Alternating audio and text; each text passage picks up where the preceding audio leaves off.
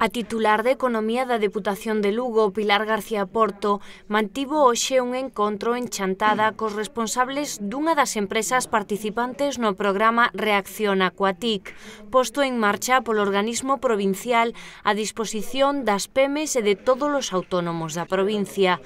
Dotado con 200.000 euros financiados nun 80% por fondos europeos, este programa investiu na zona sur luguesa 40.000 euros en pequenos negocios. É o caso desta inmobiliaria e xestora de comunidades emprazada en Chantada.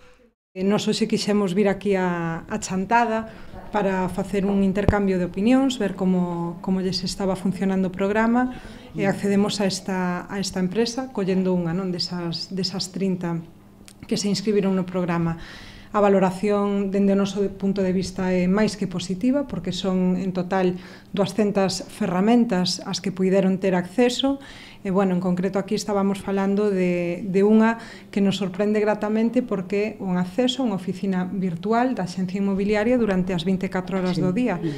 A xerente da empresa explicaba os motivos que levaron a adherir o seu negocio a este programa de implantación das novas tecnoloxías. Nos parecía que era moi positivo, primero para nosotros, para a comunidade nuestra, e aparte tamén para los usuarios, sobre todo los que, por ejemplo, tienen aquí unha propiedade e viven fuera, que últimamente hai bastante gente que emigrou e ahora decidieron comprar aquí.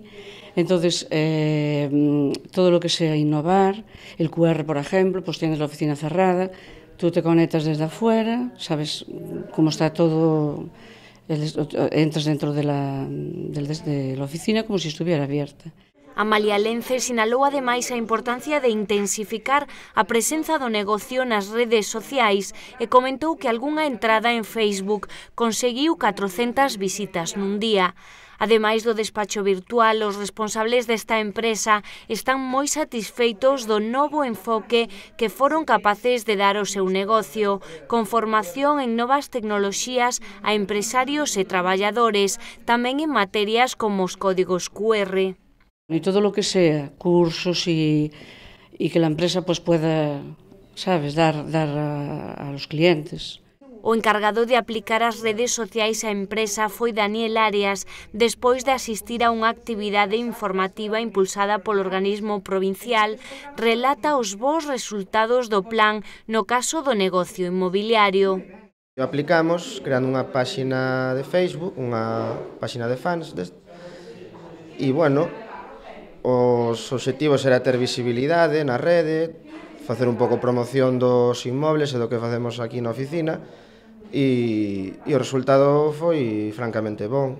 As ventas non son, pola conxuntura económica, non son moi alá, pero si, anda máis axuda a estar máis en contacto co cliente.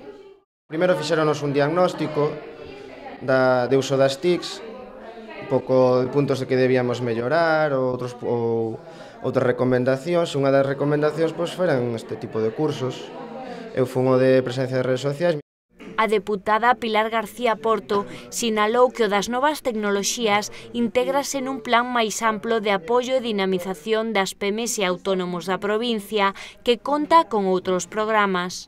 Hai que dicir que destes 200.000 euros faise unha captación, veñen a través de fondos europeos e o 80% aporta a Comunidade Económica Europea. A Diputación de Lugo corre co 20% restante. Forma parte da política da Diputación de Lugo de captar constantemente fondos europeos para contribuir ao desenvolvemento da provincia.